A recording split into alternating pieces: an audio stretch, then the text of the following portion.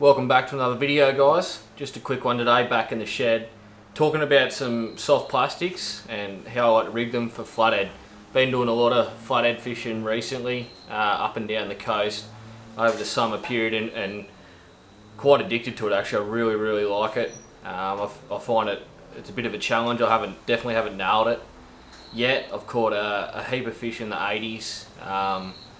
And yeah, I'm sort of stuck there at the moment, but I still haven't cracked that real genuine big fish up around getting close to that metre mark. But I have been getting a fair few questions. I've been putting a fair few photos up on Instagram and stuff, and been getting a lot of questions about how I like to rig my plastics. As I said, not massively experienced with this stuff. I've sort of only been doing it for a couple of years, but I have been doing it pretty hard over the last few months, and fishing with a few dudes that really know what they're doing has really helped as well, and picked up a few things off them. So I'll show you what I've been doing, the plastics that have been working for me and how I like to rig them.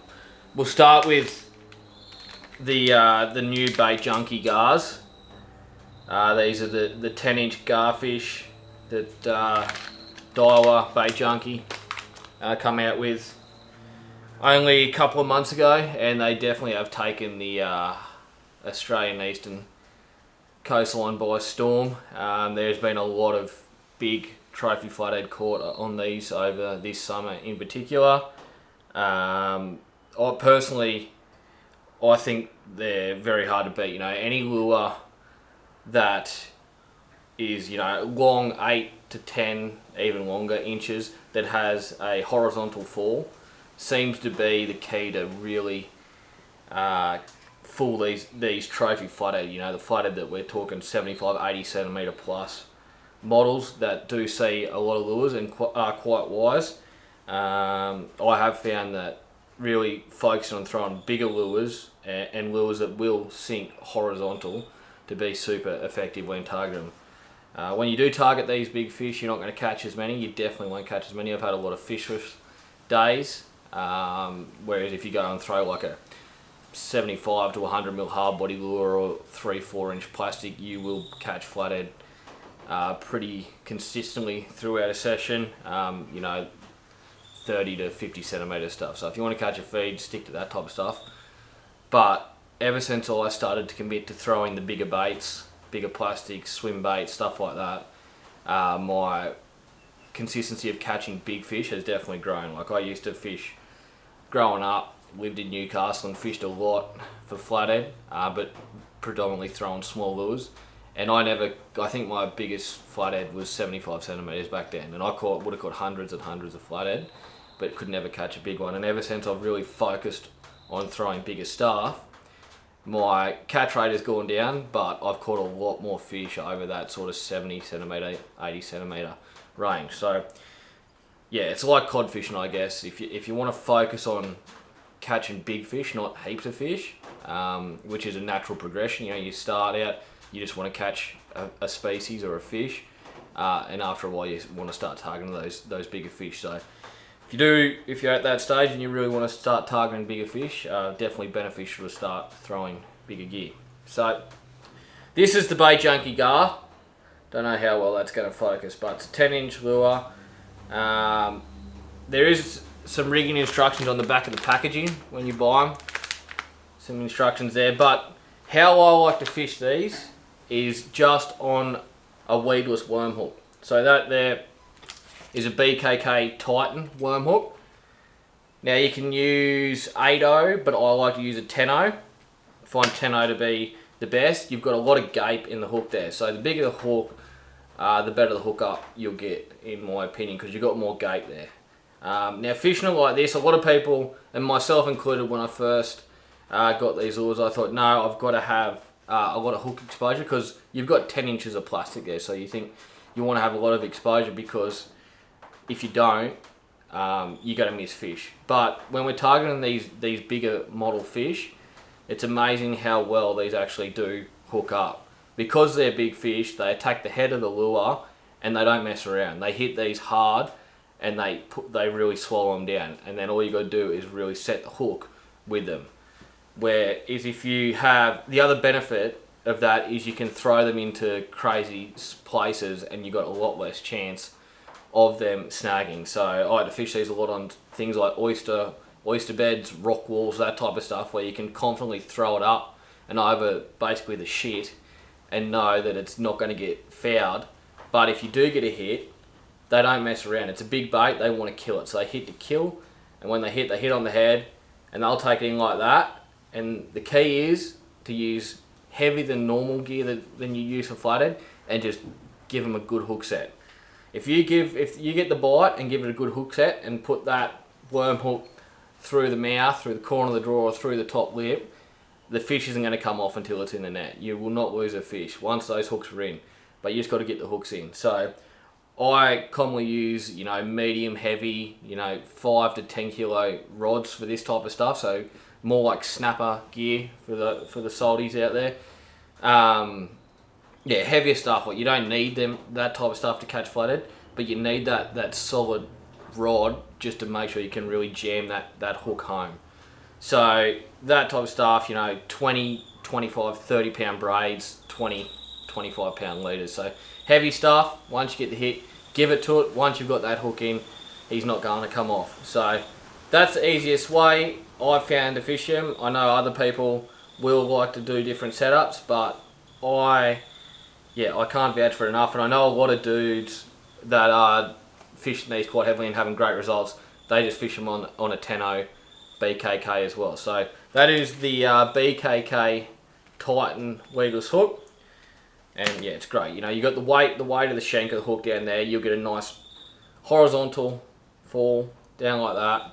And how I like to fish them is just slow. Fish them slow. So just a little whack whack and then just let it drop. Whack whack, let it drop. And 9 times out of 10 you're going to get the hit, as that bait is just naturally falling slowly falling. They're very, very slow sink. So that's how I like to do it. But I know other people won't be too confident doing that. So there is other ways. So here's another one here. And this has got a hook on the bottom, which is a Gamakatsu SL12. So Gamakatsu SL12, there's a number of different hooks you can get. This is in an 8.0. There's some Ryugi ones. They're from Japan, 5.0, but they're the same size. 8.0 there, it's not big. I could probably go a 10.0, but I'm actually out of 10.0s at the moment. So that's an 8.0 in the SL12. Really good. That gives you, obviously, the hook on the bottom, more hook exposure. And then you can also, with that, you can rig yourself up a little stinger setup with a treble. So there's my little stinger setup, and I can put that over the hook. And then I can do that there. Get myself one of these little glow beads, Lumo beads, super handy to have in your kit. And basically, a loom bead, put that over the hook. Gives you a bit of insurance that stinger configuration is not going to come off, but realistically, as long as you keep tension during the fight, it's impossible for that stinger to come off. But that just gives you a bit of insurance, and it also just holds it up against the belly of the bait. Supernatural. Again, with that set up there, you've got all your weight on the bottom of the lure, which is great. It's going to give you that straight down horizontal fall, which is key. You don't want too much weight above the lure. That's what I found anyway. So that's how I do them. Now with that stinger set up there, I'm using, I don't know how you say it, but sesame, I assume, sesame swivels, just little swivels to connect. I've got 2 of them connected to some split rings and then onto just a treble. So I find these to be the most effective way to rig them. I'll give you a look at some close-ups of this. But yeah, this is how I find it to be the most effective, and it's foolproof. It's all a metal construction, so the fish can't bite through it or anything like that. Not if it's like line or anything else. So I find that to be the best. I used to be someone that would crimp and use like heavy leader material and then crimp it on to run stinger hooks, but I just find it so much easier just to run split rings and swivels to attach my stuff nowadays. This is how I like to do it. It's not the only way. With these BaitJunkie GARs, there is holes at the back of the lure here that they're made for stinger hooks. So you can run line or wire through the internal of the lure, and different ways like that. But I haven't found a need to do it. I personally just like to fish on that weedless hook, and my hookup's been really good, especially on big fish. If you're going to use that setup there with the single hook into the treble, you're going to hook a lot more small fish that'll come up and play with the lure. You will still hook the small fish on the worm hook, but you will miss a lot as well, purely because their mouths just aren't big enough to get around that hook. But you will catch a lot more small fish. But personally, if I'm throwing a 10-inch plastic at a flathead, I don't want to be catching anything under sort of 60 centimeters anyway. So targeting those big fish. So that's how I like to do it. Not the only way to do it, trust me. There is other ways to rig them. As I said, designated holes on the bottom of the plastic. But for me, that's how I've found works. Second one we'll go to is the BaitJunkie, another very common lure used in the flathead world. BaitJunkie minnow 6.2 inch. One of my favourite cod lures and also one of my favourite flathead lures. Now for these, I actually use these a lot fishing around oyster racks and other structure, and slow winding them through heavy structure. So for doing that, I like to use a jig head. So that's an 8.0 BaitJunkie head, 1/4 ounce. You can change your weights depending on the depth of the water you're fishing, but I find the 1/4 ounce to be perfect in anywhere from sort of, you know, a foot to 2 meters, and that's generally where I'm going to be fishing for flathead, in those shallower margins. So especially around oyster leases, we're going down with a bait caster and we're casting down through the oyster leases, really accurate, and sometimes you might only have a meter gap to bring that lure back through. So it's going to be a slow wind with a bit of weight, especially when you've got current. You need a little bit of weight on your head. Right, so we'll just rig this one up. So it's pretty simple with the BaitJunkies. You've got that belly slot there, so you just come through like that, turn him round, and as you can see there, I've got that hook out like that, and then I'm just going to get myself a little mustard fast attach clip. This one's a size 3.0, but you can use a few different sizes. I like the 3.0s, and all I'm going to do is I'm going to put that over the hook, and then I can finish my rigging. So I'll just put that through like this.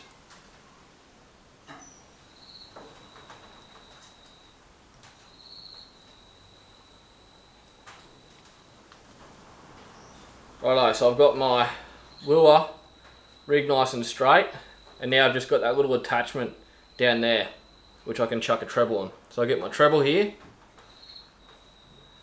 and with the fast attach clips, it literally just clips over like that,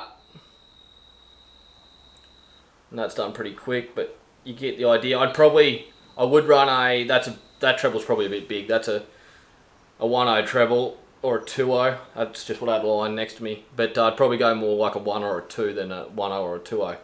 But you get the idea. So because with this, what I'm doing with it, I'm casting instruction, I'm slow winding it back.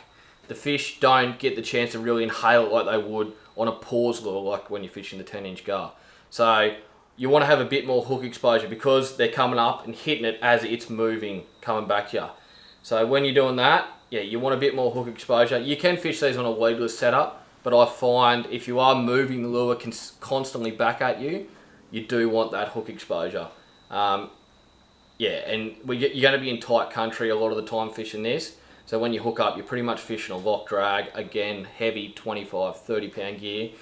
And because you're fishing in amongst oyster lease and stuff, you can't let the fish turn and take drag, otherwise they'll get you around poles and snap you off quicker than you know. So you want hooks, get them in, get the fish out. So that there has accounted for a lot of big flathead as well, and I know a lot of people actually use this exact setup Super effective, super handy, and all you need is a fast stage clip.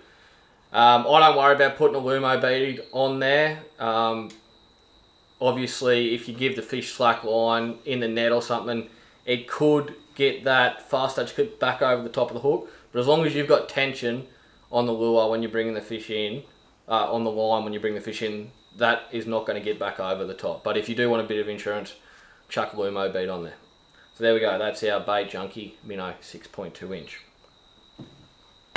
Now I am just going to jump in here and say, if you're not comfortable fishing this one with the fast stage clip there, because technically Flathead do play up and shake their heads a lot, and technically if they shake too much when there's not enough pressure on the line, they can get out of that clip. I've never had it happen, but I have heard of people that have had it happen. If that is the case and you don't want to use a fast stage clip, all you got to do is just use the same setup as those other stinger configurations. Go split ring,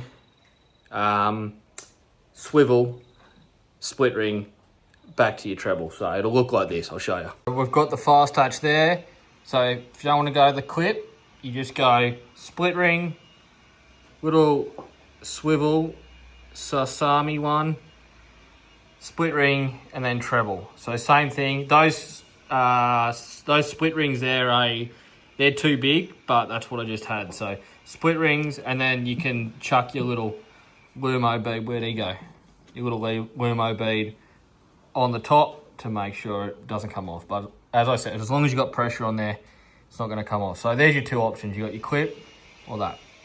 The last one we're going to look at is just a big paddle tail plastic here. This is an Junkie. Now, the difference between your BaitJunkie and this Junkie, and you'll find with a lot of plastics, whatever brand you're using, is this one is floating. So if you chuck it on the surface, it's going to float. Whereas this one, nowhere near as floaty as that one. So this one's actually got a little bit of a slow sink to it, so you don't need weight to bring it down under the surface.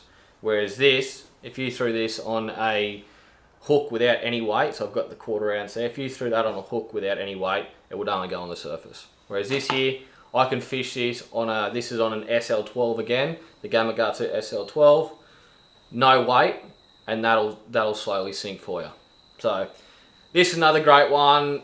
Personally, I haven't done a lot of work with this type of setup, but I know a lot of people do, so I'll show you.